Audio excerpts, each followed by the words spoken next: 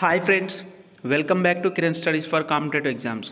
Friends, మనం ఈ వీడియోలో ఎన్సీఆర్టీ క్లాసెస్ కంటిన్యూషన్ కింద transportation in animals and plants అనే టాపిక్ని డిస్కస్ చేయడం అనేది జరుగుతుంది. ఫ్రెండ్స్, ఇంకా మన ఛానల్ని ఎవరైతే సబ్స్క్రైబ్ చేయలేదో please subscribe to our channel. Right, first మనం దీంట్లో ట్రాన్స్పోర్టేషన్ అంటే మెయిన్గా మనకి ఏంటండి, internal transport in animals is facilitated by circulator system. మనం ఏదైనా ట్రాన్స్పోర్ట్ చేయాలంటే దానికి ఒక సర్క్యులేటర్గా సిస్టమ్ అనేది ఉంటుంది. దేనికి ఈ ట్రాన్స్పోర్ట్ ఏం చేస్తుంది? ఆక్సిజన్ని, వాటర్ని, ఫుడ్ని, hormones to our body parts అన్నమాట. డిఫరెంట్ బాడీ పార్ట్స్కి ఇవైతే ఆక్సిజన్ని, వాటర్, ఫుడ్, హార్మోన్స్ ఇవన్నీ ట్రాన్స్పోర్ట్ చేయడాన్ని మనం ట్రాన్స్పోర్టేషన్ అనేది అంటాం అనమాట. ఓకేనా, దాంట్లో భాగంగా 1 by 1 అనేది డిస్కస్ చేద్దాం. ఫస్ట్ మనకి ఈ ట్రాన్స్పోర్ట్ సిస్టంలో ఫస్ట్ మనం నేర్చుకోవాల్సింది బ్లడ్ అనమాట, రక్తం. సో దీని గురించి డీటెయిల్గా మనం నేర్చుకోవడం అనేది చూద్దాం. ఇప్పుడు blood is a circulatory medium, అంతే కదండి. మనకి ఆక్సిజన్ అయితేంది, వీటన్నిటిని కూడా మనకి ట్రాన్స్ఫర్ అయ్యేది with the help of blood అనమాట. ఓకేనా, అలాగే బ్లడ్ని మనం ఏమంటాం అంటే ఫ్లూయిడ్ కనెక్టివ్ టిష్యూ. ఈ పాయింట్ అనేది చాలా చాలా చాలా ఇంపార్టెంట్ అండి. చాలా ఎగ్జామ్స్లో రిపీటెడ్గా అడిగిన క్వశ్చన్ ఏంటంటే blood is dash tissue, blood is dash tissue, blood is fluid connective tissue అనమాట. చాలా ఇంపార్టెంట్ ఇది. ఓకేనండి, రైట్. బ్లడ్ అనేది ఫ్లూయిడ్ కనెక్టివ్ టిష్యూ అనమాట. అయితే మన బ్లడ్లో 78% అనేది వాటర్ ఉంటుంది, రిమైనింగ్ 22% సాలిడ్స్ ఉంటాయి అనమాట. అవేమిటి? Carbohydrates, proteins, fats, amino acids etcetera. ఓకేనండి, మన బ్లడ్లో 78% వాటర్ ఉంటుంది, 22% సాలిడ్స్ అనేది ఉండడం జరుగుతుంది. అవి కార్బోహైడ్రేట్స్, ప్రోటీన్స్, ఫ్యాట్స్. మనం వీటి గురించి డీటెయిల్గా మనం ఎక్కడ నేర్చుకున్నాం? న్యూట్రిషన్ కింద నేర్చుకున్నాం. ఎవరైతే చూడలేదో ప్లేలిస్ట్లోకి వెళ్ళండి, మీకు అక్కడ వీడియోస్ అనేది అవైలబుల్గానే ఉండడం జరుగుతుంది.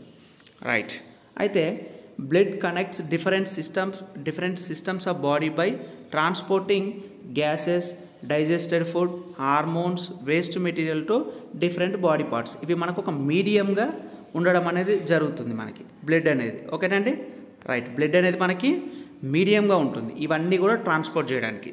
అయితే ఇప్పుడు దీంట్లో మనకి the centrifugation of A sample of blood shows the presence of the different components.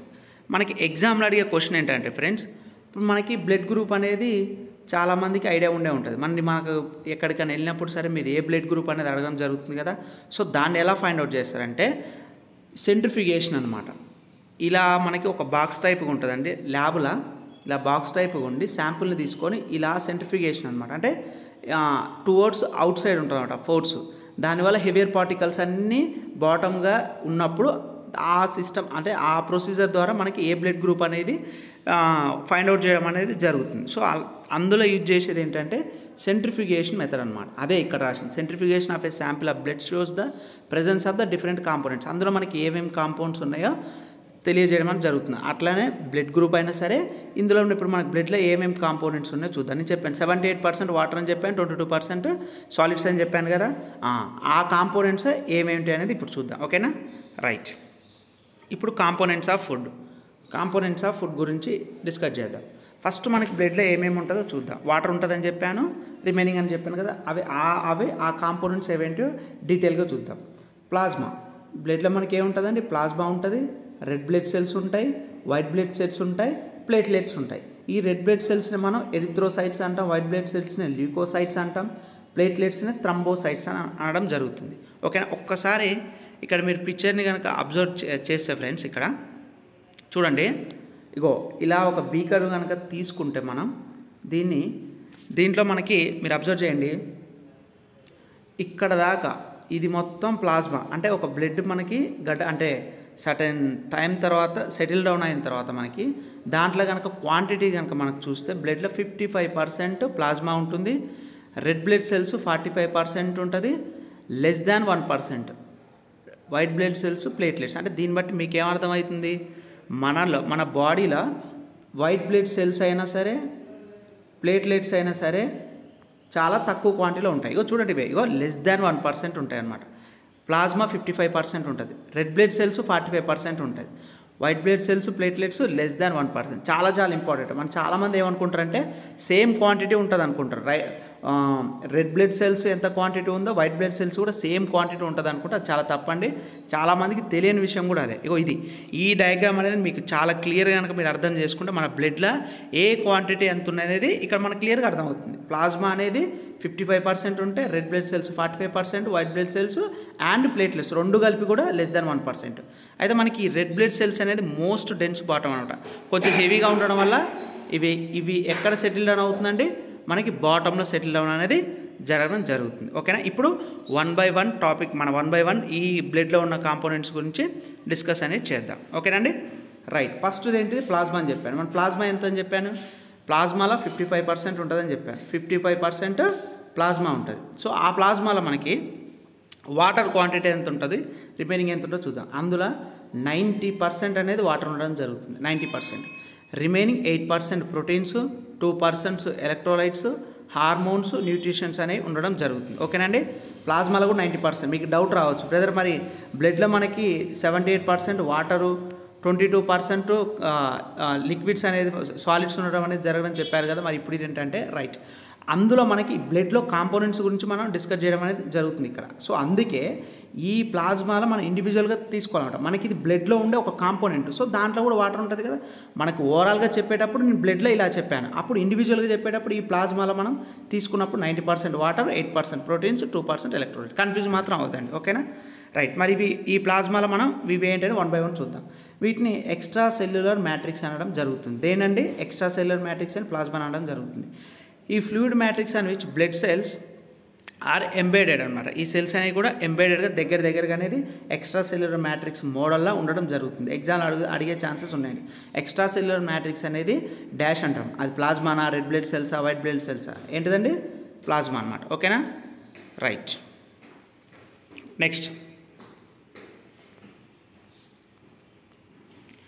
అయితే మనకి ఈ ప్లాస్మాలో మనకి మేజర్గా ప్రోటీన్స్, నేను చెప్పాను వాటర్ ఉంటుందని చెప్పాను, తర్వాత ఏమని చెప్పాను ప్రోటీన్స్ ఉండడం అనేది జరగడం జరుగుతుంది.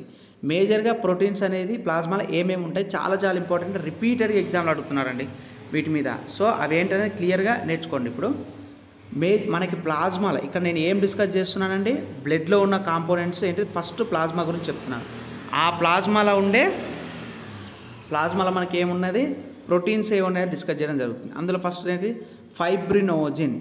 ఈ ఫైబ్రినోజిన్ అనే ప్రోటీన్ వల్ల మనకి ఏం ఉపయోగపడుతుంది అంటే బ్లడ్ క్లాటింగ్. మనకి ఏదైనా దెబ్బలు తగిలినప్పుడు కానీ, గాయాలైనప్పుడు కానీ, సంథింగ్ ఏదైనా ఎక్కడైనా సరే ఒక మన బాడీకి కనుక ఏమైనా ఎఫెక్టెడ్ కనుక అయితే ఆ బ్లీడింగ్ అయ్యేది కనుక ఆపేది ఏంటిది బ్లడ్ క్లాటింగ్. మనకేంటి బ్లడ్ క్లాటింగ్ అంటే ఏంటండి, రక్తం గడ్డగట్టడం అనమాట. తగిలినప్పుడు అది దేనివల్ల, ఏ ప్రోటీన్ వల్ల అంటే ఫైబ్రినోజిన్ అనే ప్రోటీన్ వల్ల మనకి రక్తం అనేది గడ్డగట్టడం జరుగుతుంది. చాలా చాలా ఇంపార్టెంట్.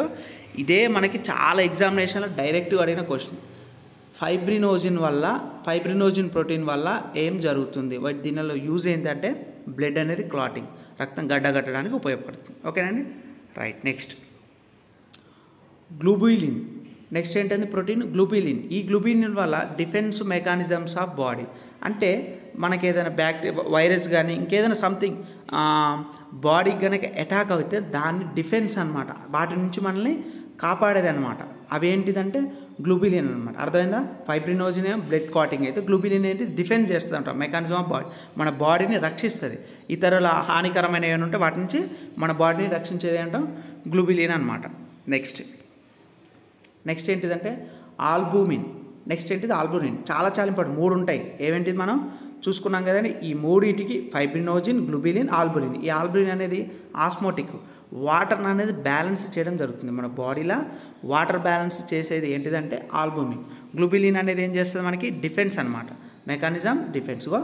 ఫైబ్రినోజిన్ అంటేనే బ్లడ్ క్లాటింగ్, గ్లూబులిన్ అంటేనే డిఫెన్స్, ఆల్బుమిన్ అంటేనే ఆస్మోటిక్, బ్యాలెన్స్, వాటర్ని బ్యాలెన్స్ చేయడం అనేది జరుగుతుంది. ఓకేనా. ఈ 3 అనేది ఇంపార్టెంట్. రైట్. ఇప్పుడు సెకండ్ ఏంటిది రెడ్ బ్లడ్ సెల్స్ గురించి చూద్దాం. ఓకేనండి. రెడ్ బ్లడ్ సెల్స్ అనమాట.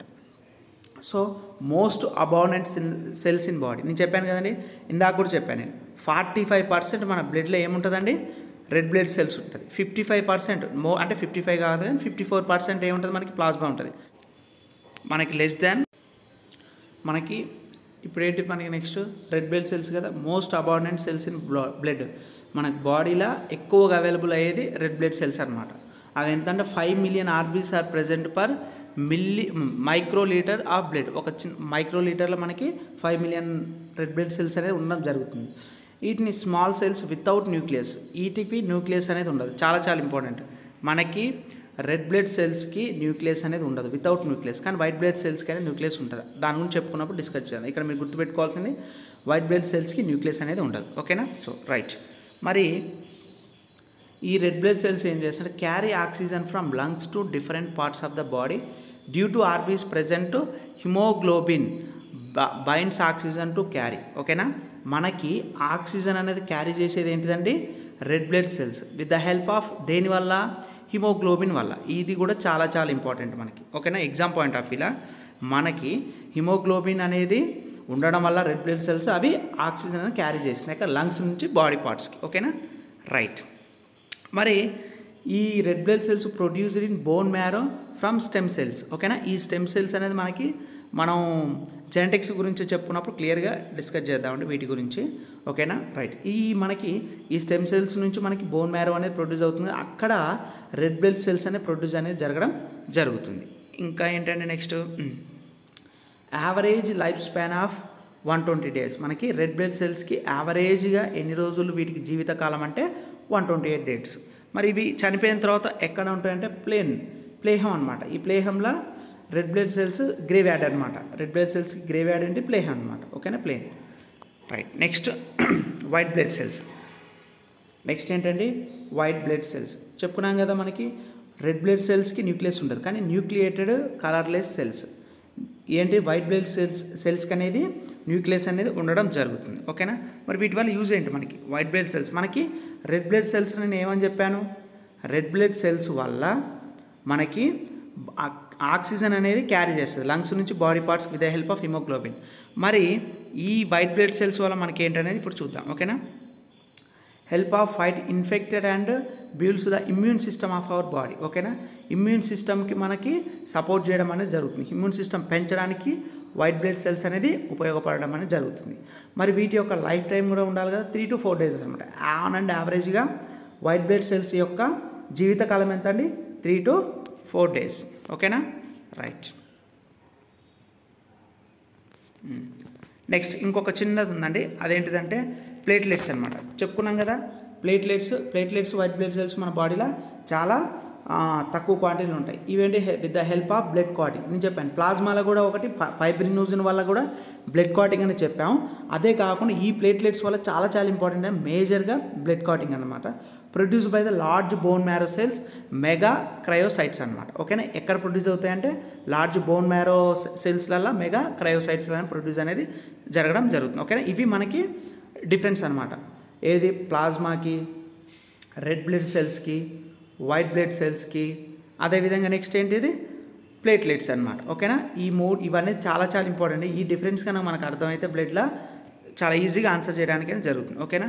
నెక్స్ట్ మనం ఇవి మన open circulator system, close circulator system, ఈ కంటిన్యూషన్ పార్ట్ అనేది నెక్స్ట్ వీడియోలో కంటిన్యూషన్ అనేది చేయడం అనేది జరుగుతుంది. ఓకేనా ఫ్రెండ్స్? ఎవరైతే ఫస్ట్ టైం ఈ వీడియో చూస్తున్నారో ఫ్రెండ్స్ డెఫినెట్గా మీరు అనేది ప్లేలిస్ట్లోకి వెళ్ళండి. ఫస్ట్ ప్లేలిస్ట్లోకి వెళ్తే మేము ఫ్రీగా గ్రూప్ డి కోచింగ్ అనేది ఇవ్వడం జరుగుతుంది ఫ్రెండ్స్. ఫ్రీగా గ్రూప్ డి కోచింగ్ అనేది ఇవ్వడం జరుగుతుంది. సో మీరు ఒకసారి ప్లేలిస్ట్లోకి వెళ్తే మీకు అన్ని వీడియోస్ అవైలబుల్గా ఉండడం అనేది జరుగుతుంది. నాట్ ఓన్లీ ఇవ్వండి, మనకి అర్థమెటిక్ కూడా ఎస్ఐ, కానిస్టేబుల్, ఎస్ఎస్సి అన్ని ఎగ్జామ్స్కి ఉపయోగపడంగా arithmetic, reasoning, general studies, current affairs అన్ని వీడియోస్ కూడా మీకు దాదాపు ఒక 80+ వీడియోస్ 80+ వీడియోస్ మేము ఫ్రీగా మనం యూట్యూబ్ ఛానల్లో మనకి ప్లేలిస్ట్లు అనేది అవైలబుల్గా ఉండడం అనేది జరుగుతుంది. ఒక్కసారి మీరు అక్కడ విజిట్ చేయండి. ఫస్ట్ టైం చూస్తున్న వాళ్ళు విజిట్ చేసి ఫస్ట్ ఆ వీడియోస్ చూడండి. మీకు కనుక నచ్చితేనే సబ్స్క్రైబ్ చేయండి, మీకు నచ్చకపోతే మీ ఇష్టం అది. కానీ మీరు చూడండి, సబ్స్క్రైబ్ మాత్రం చేయండి, డెఫినెట్గా మీకు యూజ్ అవుతుంది. ఈ వీడియో కనుక నచ్చినట్టయితే ప్లీజ్ లైక్ చేయడం మాత్రం మర్చిపోకండి. Thank you friends. Thanks for watching this video.